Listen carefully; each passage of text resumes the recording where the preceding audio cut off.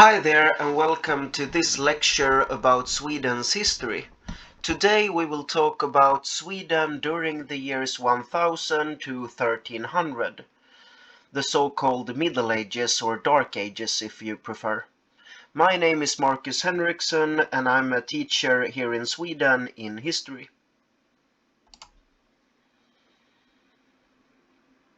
During this period, Sweden as a country didn't look like Sweden today. It wasn't as large as today, and certainly not as stable, and certainly not as populated. But we can see a Sweden beginning to emerge, where the kings gain more and more power, more and more influence, and more control. So most historians here in Sweden are now beginning to talking of Sweden as a country. Some would say that Sweden have existed as a country for 2000 years, 3000 years, and yeah, if you take into consideration the fact that kings of that period attacked other countries and areas together and also collaborated when it comes to the defense of the country. But it is during this period, that is 1000 to 1300, that we can see a state beginning to emerge that collect taxes, that have a certain kind of law system that is working for the entire region, etc. Because in the beginning of this period, the king was mostly a commander-in-chief, responsible for raids, responsible for attacks, but also for defending his own area and other areas in this land. So the king was mostly some kind of military leader. But during this period we can see how things evolve to also contain or involve stuff like a law system, joining between state and church. We can also see how the king started to collect more and more taxes, building his own armies, and not become so dependent on other people in the land, that is, other chieftains, etc. So it's a very messy political landscape, so to speak, because several different areas in Sweden, also called landscapes, have different chieftains and different kings all competing for power. So we have different kinds of families during this period, the so-called Sverkerätten and Eriksätten, who battle among themselves for control of most of Sweden. But as time goes by, however, the kingdoms became more and more stable. Also, borders become more and more clear. We can see a greater control of the population, mostly in form of new taxes. The king also begins to shape the legislation system and build up some kind of general infrastructure in the country. That's why most historians say that Sweden is now beginning to emerge as a state. The king also, mostly during the 12th century, began to surround himself with some kind of council, and we can see that the king gathers more and more influence and power, both to himself but also to the power of the people around him. But yeah, there are different ethnical groups in Sweden, different tribes if you like, the Goths, the Swedes, Gutar, Folkungar, and they all compete among themselves about the power and land here in Sweden. Mostly the southern part, as you can see from the picture here. So Sweden as a country didn't emerge in the north, it emerged in the south. But yeah, sometimes they were friends, sometimes they collaborated when it came to attacking other countries, other areas, and defending the country. But when they are not attacking or defending, they usually struggle among themselves about the power of the region. So, who were Sweden's first king? Well, as I mentioned in the lecture before, Frey the Young is by some historians considered Sweden's first king. Other historians say Erik Segersäll because he is the first known documented king here in Sweden. We also have Olof, the first real Christian king. Birger Jarl, the first king with a kingdom that is similar to today's Sweden, both when it comes to laws and rules, but also a kind of stable power structure. And then we have Gustav Vasa in the 15th and 16th century because he was the first real powerful Swedish king. But most historians would say Erik Segersäll, Olof Skötkonung. Personally, I prefer Frey the Young. Olof Skötkonung became the king in Sweden around the year 990. At this time, the Sweden's border between Sweden and Denmark was also drawn for the first time.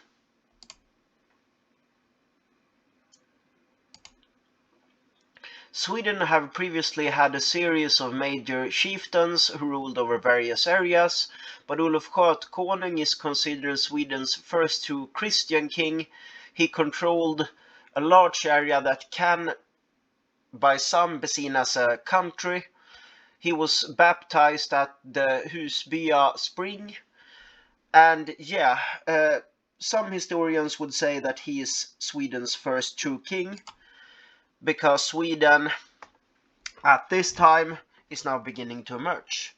He also made Sigtuna the capital of Sweden around the year 1010. So Sweden now has a capital. It would later be moved to Stockholm. So during this period we can see a series of different kings in a relative short time. After Olof Skötkonung, Sweden had kings like Blodsven, King Philip, Inge the Elder, Inge the Younger, Sverker the Elder, Sverker the Younger, etc. There are a lot of kings during this period, and mostly they only reign for a couple of years before they are dethroned. A king that is important to mention is Erik the Saint. He was king of Sweden, according to the legend, in 1150 and 1156. He was the first king that united Sweden, that is Västergötland and Östergötland, the Swedes and the Goths. So he's the first king that got these two groups to work together and unite as a country. But there are relatively little information or contemporary information about this guy. Therefore, most historians can't really give a detailed view of him and his reign. But we know for a fact that during his reign we can see the first Swedish crusade, and it was against Finland. According to several sources, Erik, together with another man called Henrik from Uppsala, started the first Swedish crusade against Finland in 1158. And we also know for a fact that the Swedes started to gain control over Finnish territories. They killed a lot of people who weren't Christian and started to gain more and more control of the area. We can also see that some Swedes went from Finland to Russia and started some kind of crusade there, but then they were repelled. Erik is also known to be canonized by the Swedish Church after dying a violent death with the fight he had with another person called Magnus Henriksson, the year 1160, because this was after a church mass, so he was never really canonized by the Catholic Pope, but here in Sweden he is seen as a saint. And after his death, he also got the role as Stockholm's patron saint.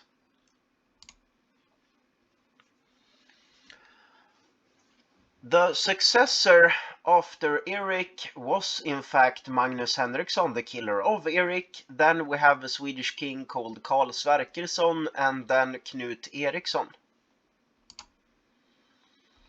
But yeah, there are really intense power struggles here in Sweden during this time.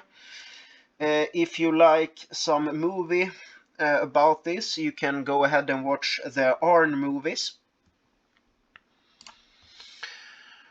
So what did Erik Segersäll and Sverkerätten want? You can see them a lot in the Arn movies. Well, Erik Segersäll, they wanted Sweden to become independent as most as possible, and also not try to gather more power around the king and the state. But Sverkerätten, on the other hand, they wanted Sweden and Denmark to cooperate as much as possible, also to try to gather more and more power around the king and state. So Erik Segersäll wants a more independent country, but Sverkerätten wants a more controlled kingdom, so to say. That is more power around the king, and if possible, a collaboration with Denmark to gain even more control and more power. A more centralized power, if you like. Sometimes the Erik Segersäll controlled Sweden, and sometimes Erik Segersäll controlled Sweden. Another thing that is important to mention is that during this time, the 13th century, we can see that when the king was elected in Sweden, he had to do a long journey around the kingdom. We call this Eriksgata. So basically the king moved from the most important settlements here in Sweden, in southern Sweden, to show himself up and to strengthen his power as much as possible. Also to collect taxes, of course. After Erik, we have another important person in Swedish history, which is Birger Jarl, or also called Birger Magnusson, who was born in 1210. He was Earl here in Sweden between the years 1248 to 1266. He was officially king in Sweden between the years 1250 to 1251, only 1 year. But most Swedish historians agree that he was in fact king between the years 1248 to 1266. Because even though Sweden had another king called Valdemar Birgersson, he preferred wild parties in a town in Sweden called Vadstena, rather than to deal with the problems that Sweden had at this time. He also is known for sleeping with his wife's sister and to have a child with her. This sin forced him then to make a penalty journey or pilgrimage to Rome in order to make amends for that sin. Birger Jarl was in fact a very ruthless king. He defeated the other Swedish group in Sweden called folklings eller folkungar, a group of rebellious noblemen in battle. He had a very clever way of doing this. He offered them peace talks, and when they showed up without weapons, he tricked them and decapitated them in public. This has also inspired movies like Braveheart. So Birger Jarl was a very ruthless king. He also made Sweden richer and more powerful. He sold the farmer products to German merchants who paid in mostly gold and silver coins. For this money he then brought armies to Sweden and also a lot of German manpower. He founded several new towns and mines in order to improve the Swedish economy, which in fact he did. He also made Stockholm the official capital of Sweden in the year 1252. So Sweden's main power base was moved from Sigtuna to Stockholm. But yeah, he also strengthened his own power and his own status and influence, mainly by collecting more taxes from more and more provinces. He also built a lot of castles here in Sweden, in example towns like Kalmar, Örebro and Stockholm. He also then placed bailiffs who collected taxes in these places and a lot of soldiers to enforce the people to obey as much as possible.